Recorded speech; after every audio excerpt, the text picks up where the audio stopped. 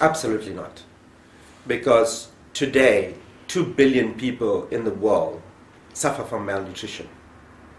And many of them are unaware of it because there's one part of malnutrition that is hidden, which is the micronutrient part of it, that if children, particularly from the point of conception to 2 years, do not have the right balance of micronutrients, then they will become stunted. They will suffer from anemia and vitamin A deficiencies. It will impact on their mental development and their physical development. But that's not obvious. It's only obvious when you see famine and you see swollen bellies. And so what is the critical phase of nutrition is looking at the health of pregnant mothers and what they eat, and from the point of conception in that next 1,000 days to 2 years. That is the window of opportunity. In that period, the child will develop its DNA for its nutrition for the rest of their lives.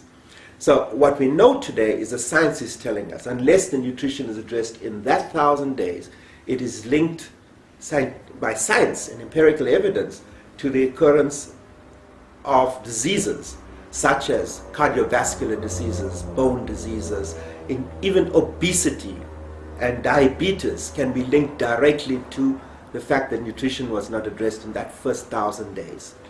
And so it is critically important for us to pay attention to pregnant mothers and their children. And it's a continuum of care. So looking at the health and what additional nutrients a pregnant mother needs, and how do we get them to the antenatal clinic, and how do we make sure that they have the type of food supplements that are necessary there. Making sure that when the child is born, that the most important thing you can do for the child is make sure that it's exclusively breastfed for the first 6 months. And there the state has to intervene. It has to intervene because many mothers, the week after they've given birth, they have to go back to work. They have to go back in the fields and produce the food, because 80% of the food in Africa is grown by our mothers.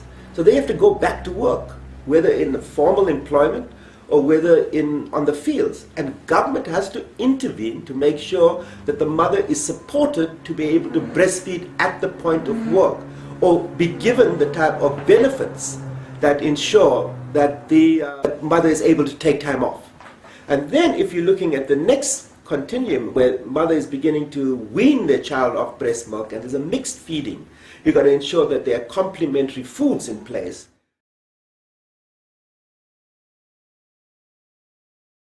There's a huge problem today, because even when we are talking about food security, we are talking about largely how do we increase agricultural yields. And it ignores the fact that we have to talk about food security in a way that impacts on human productivity.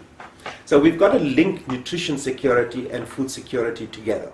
Well, for people at the bottom of the pyramid, the 4 billion people, if you had to segment the bottom of the pyramid, that 4 billion people, you would see that probably 60 to 70% of those people, the poor, earn an income.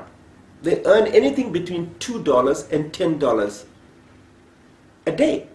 Now, where do they get their food from? Well, they will go to a marketplace, because to earn a living, you have to work somewhere. You're not growing your own food. So they will go to a marketplace. It could be a small village grinder of grain, or it could be a big multinational like a Unilever. But they will buy their food from a marketplace. What is the challenge of that marketplace? Well, that marketplace does not produce food that is healthy, nutritious, and affordable for the poor. But if you're earning $2 to $10 a day, you don't have much money to spend on specialized products. So how do we make sure that the staple foods that poor people eat are enhanced? And given the fact that the majority of people increasingly are going to be living in the cities and don't have the land to grow their own food, we're going to make sure that industrialized food is healthy. It's fortified with minerals and vitamins, and that it is delivering that basic nutrient diets to people that buy it. Then we've got to make sure that other products are produced in that market that poor people can buy. And that's the role that we should be ensuring, that the market is organized in such a way that it also caters for the needs of the poor. There's a part of the poor who live off the land, subsistence farmers. They virtually have no income. There's probably 30%. You know, the billion people that today will go to bed hungry constitute that class of people who are subsistence farmers. How do we cater for their needs? Well, there we've got to make sure that there are incentives in place that allow their subsistence farming to become more sustainable. And the way in which we can do that is to ensure that those people, mainly women farmers in Africa and Asia, are supported, that we invest in that part of the value chain, in that we ensure that the incomes of particularly women farmers are increased, and there's a transfer of knowledge, there's a transfer of financial support that enables them to access water, to access seed, to be able to focus on particularly organic farming that is not dependent on chemical fertilizers that put hundreds of millions of farmers into debt to large companies that are just there to make a profit. And that we have to find a sustainable way of how these farmers are aggregated into cooperatives. And while each one owns an acre of land or 2 acres of land, that if aggregated they have the supply chain efficiency to access markets and increase their incomes. Because my view is that if you increase the incomes of women farmers, then there's a more than 50% chance that that money will be invested in the child's health and education.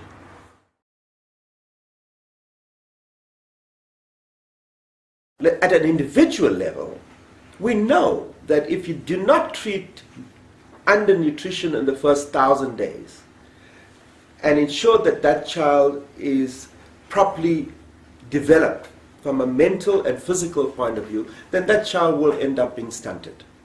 And in Africa, we know that stunting rates, which are irreversible, probably affect 1 in 3 children, including in South Africa. And that's an indictment on us, because it's too late to complain when they're coming out of matric that they have not achieved in maths and science and numeracy and literacy, because we have permanently damaged that child in the first 1,000 days. If we ignore it there, it's going to come back to us in the long term as increased healthcare costs for treating diabetes or hypertension or cardiovascular problems. So we've got to see these linkages. Now, for an individual, we know beyond the fact that their individual wage earnings will be declined. And in the way we've done the modeling, it's up to 10% of the wage earnings will be destroyed. It's also an impact on the economy. If you talk about our competitiveness, then we know that if you do not address malnutrition, probably 2 to 3% of your GDP growth can be written off. So both from an economic point of view and from a social point of view and from a political imperative point of view, it is absolutely necessary that we treat that 1,000 days as the most important period in a child's life. And then we've got to extend that.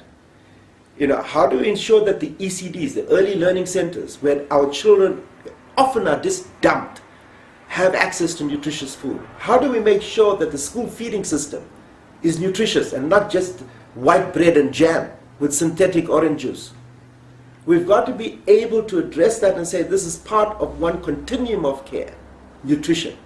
And if we don't deal with nutrition, we know globally today that 11% of the disease burden of the world is linked to nutrition.